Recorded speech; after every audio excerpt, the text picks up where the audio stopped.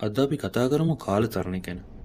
කාලතරණයේ විරුද්ධාභාසය විසඳීමට අපිට ක්‍රම කිහිපයක් ඇති බව පේනවා. හැබැයි කාලතරණය සිත්තද ගන්නා සූළු බවක් පෙනුනත් එය අප සමග බොහෝ ගැටලු ඇති කර දෙන්නක්. උදාහරණය ලෙස ප්‍රසිද්ධ සීයා විරුද්ධාභාසය ගන්න. ඔබ කාලයේ ආපස්සට ගමන් කර ඔබේ ආච්චිලා සීයා හමුවීම බව වළක්වන බව සිතන්න. මේ ඉතිහාසයේ ගමන් මඟ වෙනස් කරයි.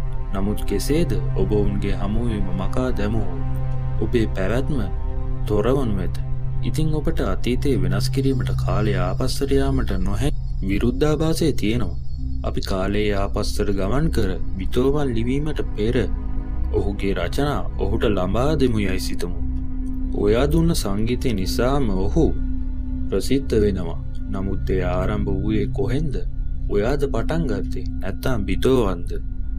කාලයේ ගමන පිළිබඳව බොහෝ න්‍යායන් තියෙනවා. ඒවායින් එකක් තමයි විකල්ප කාල රේඛා හා සමාන්තර විශ්වය.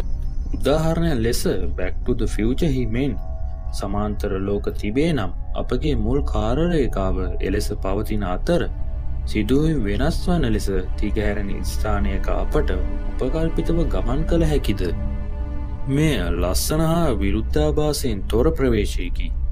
නමුත් සමාන්තර විශ්වයන් පිළිබඳ ස්ථීර සාක්ෂි අප සතුව නොමැති බැවින් මෙය තනිකරම විද්‍යා ප්‍රබන්ධයකි. ඉතින් විද්‍යාඥයින් ඒ වෙනුවට උත්සාහ කරන්නේ එම එක් විශ්වීය කාලරාමු තුළ කාල ගමන කළ නොහැකිද යන්න සොයා බැලීමයි. අප දශකයට වැඩි කාලයක් මෙම සමීකරණ ගවේෂණය කර සංවෘත කාලසටහනකට සමාන චක්‍ර හෝ CTC නමින් ආකර්ශනීය සංකල්පයක් නිර්මාණය කරමු. ලූපයක් සාදනු ලබන්නේ මාර්ගයක් ගනිමින් එය ආරම්භ වූ ස්ථානයට නැවත ගෙනීම ගැන සිතන්න. නමුත් කාලයක් සමග අපි දන්නවා අවකාශ කාලය කියන්නේ සෙලවෙන රෙදි කැබැල්ල. අපි බරවස්තුන් ඒ මත තැබූ විට නැමෙන්නත් පුළුවන්. තරු හෝ කළු කුහර වැනි ආසන්න දැවැන්ත වස්තුන් වැනි සමහර අවස්ථාවන්හිදී අවකාශ කාලය වක්‍ර වෙන්න පුළුවන්. ගුරුත්වාකර්ෂණයෙන් බර වූ වස්තුන් අවකාශ කාලය ඉතා තදින් වක්‍ර කරන බවත් ඒ වචනාර්ථයෙන් තමා මතම ලූප් වන බව සිතන්න. මෙම අදහස සැබෑවක් බවට පත්වුවහොත් එය අපගේ ලෝක රේඛාවේ කාලය හරහා ආපසු ගමන් කිරීමේ හැකියාව යෝජනා කළ හැකි. මෙම හැකියාව සිතද ගන්නා සුළුයි. නමුත් එය බොහෝ ගැටලු ඇති කරන අතර විඥාඥයින් ඒවා විසඳීමට ක්‍රම සොයාගෙන එක් විසඳුමක් නම් පරස්පර විරෝධී දේවල් කිරීම සරලවම කළ නොහැකි වීමයි. මෙම අවස්ථාවන්හිදී විශ්වයේ ස්වයං අනුකූලතාවයේ යාන්ත්‍රණ කිහිපයක් ඇති බව අපි උපකල්පනය කරන්න පුළුවන්. එයින් අදහස් වන්නේ ඔබට තවමත් කාලය තුළ ගමන් කළ හැකි වුවද ඔබට ගත හැකි මාර්ගයේ සීමා කර ඇති බවයි. උදාහරණයක් ලෙස ඔබට ආපසු ගොස් ඔබේ පවුලේ ඉතිහාසය වෙනස් කිරීමට නොහැකි. නමුත් ඔබේ මුතුන් මිත්තන් සමග සරලව අන්තර්ක්‍රියා කිරීමට කාලය තුළ ආපසු යාමයි සහජයෙන්ම තර්කානුකූල නොවන කිසිවක් නොමැත. මෙම අවස්ථාවන්හිදී විශ්වය ඔබට තහනම් කරන්නේ තර්කානුකූල කළ නොහැකි දේවල් කිරීම පමණයි.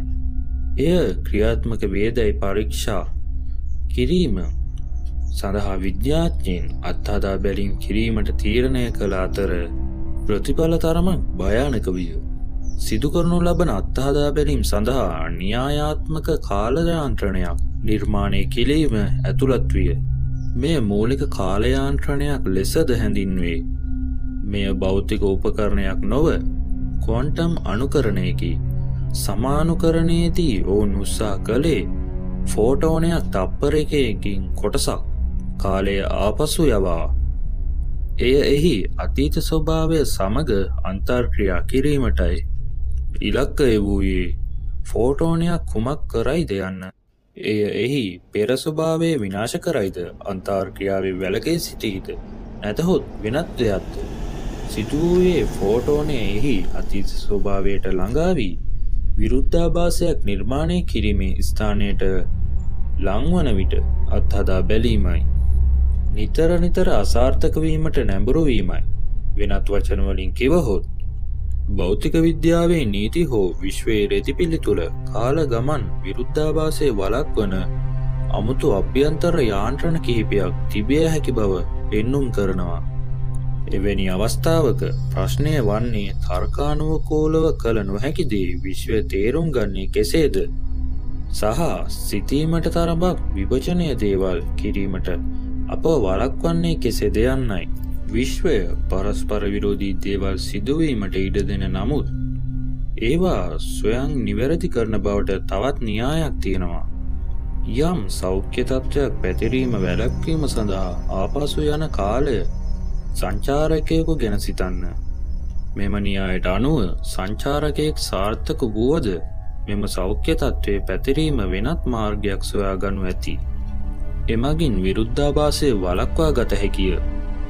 නැත්තම් අපි හැමෝම කාල ලූපවල ඉන්නවා යයි සිතමු. ආරම්භක ලක්ෂයක් නොමැති නිසා මෙම ලූප මගින් වස්තුන්ට ඒවායේ අතීත ආත්මයන් සමග අන්තර්ක්‍රියා කිරීමට ඉඩ සලසන අතරම ස්ථාවර කාලරාමුවක්ද පවත්වා ගනී. උදාහරණයක් ලෙස ඓතිහාසික සිදුවීම් වැළැක්වීමට උත්සාහ කිරීම. අප වැළැක්වීමට උත්සාහ කරන සිදුවීම් අහම්බෙන් උත්පේරණය කිරීමට හේතු මෙම අදහසේ සම්භාවය භෞතික විද්‍යාව හා නිදහස් කැමැත්ත පිළිබඳ අපගේ අවබෝධයට අභියෝග කරයි. නමුත් මේ අදහස් තනිකරම න්‍යායාත්මකයි. ඒවා පරීක්ෂා කිරීමට නම් අපි මුලින්ම කාලය තුල සැබවින්ම ආපසු ගමන් කිරීමට යාන්ත්‍රණය සොයාගත යුතුය. ප්‍රායෝගික කාලචාරිකාව ගැන කතා කරන විට අවකාශ කාලය ඉතා බර වස්තුන් වටා වක්‍රවන බව අප සඳහන් කරමු. ඒ කියන්නේ කළුකුවර අතීතයට වඩා අනාගතයට පිවිසෙන දොරටුවක් විය හැකිය. සමහර විට කළුකුවර සෑදෙන්නේ දැවැන්ත තාරකාවක් ඇතුළට කඩා වැටීමෙනි. ඔවුන් ගුරුත්වාකර්ෂණ බලය කොතරම් ප්‍රබලද යත් ආලෝකයට වඩා එයින් ගැලවී යා නොහැක. මෙයින් අදහස් කරන්නේ ඒවා අවකාශය පමණක් නොව කාලය පවා නැවීමට පරිපූර්ණ බවයි. ඔබට මෙය ඉන්ටර්ස්ටෙලර්හි මතක ඇති කළුකුහර අසල කාලය මන්දගාමී වෙනවා. මෙම බලපෑම කෙතරම් ප්‍රබලද යත් කළුකුහරයක් වසරක් පෘථිවිය දශක ගණනාවක් දක්වා පරිවර්තනය විය. එවැනි අවස්ථාවක කළුකුහරයක් භාවිතයෙන් අතීතයේ ආපසු ගමන් කිරීම න්‍යායාත්මකව කළ හැකිය. ඔවුන්ගේ ගුරුත්වාකර්ෂණ කාලය තමන් මතම ඔතාගෙන සංවෘත කාලයට සමාන චක්‍රයක් නිර්මාණය කර ඔබට මෙම ලූපයට ඇතුල් විය හැකි නම් ඔබ අනාගතයේ සිට අතීතයට යන ගමනක යෙදී සිටිනු ඇත. නමුත් මේ සම්බන්ධයෙන් යම් ගැටලුවක් තියෙනවා. පළමුව ඔබට ගමන් කළ හැක්කේ අතීතයේ කළුකුහර තුලට පමණි. දෙවනුව ලූපයට ඇතුල් වීමට ඔබට සිදුවීම සිතිජයක තරණය කිරීමට සිදුවනු ඇත. එනම් කළුකුහරයක් ආපසු නොයන ලක්ෂ්‍ය එකකින් බේරීමට නම් ඔබට ආලෝකයට වඩා වේගයෙන් ගමන් කිරීමට සිදුවනු ඇත. එය දැනට කළ නොහැකි දෙයකි. ඉතින් කළුකුහර කාලතරණය සඳහා යතුරු තිබිය හැකි වුවද එකක් තුලට යන ගමන ඔබේ අවසාන ගමන විය හැකි.